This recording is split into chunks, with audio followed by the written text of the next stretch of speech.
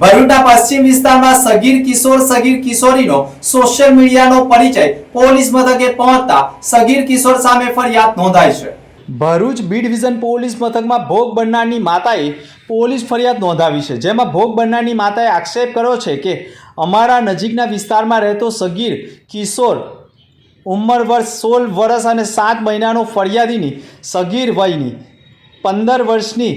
સગીરા સાથે સોશિયલ મીડિયાના ઇન્સ્ટાગ્રામ ઉપર સંપર્કમાં આવતા બંને વચ્ચે સેટિંગ બાદ ફરિયાદીની સગીરાને સગીર કિશોરે વાલીપણાના કબજામાંથી બહાર લઈ જઈ અપહરણ કર્યું હોય તેમજ તેણીની સાથે અડપલા કર્યા હોય અને ખોટી રીતે સગીરા ના સમજ હોવા છતાં પણ તેણીને લઈ જઈ ગુનો કર્યો હોય તેવા આક્ષેપ કરતા પોલીસે ભોગ બનનારની માતાની ફરિયાદ લઈ સગીર કિશોર સામે અપહરણ પોક્સો સહિતની કલમ હેઠળ ગુનો દાખલ કર્યો છે। અત્રે ઉલ્લેખનીય બાબત એ છે કે શિક્ષણ મેળવવા સગીર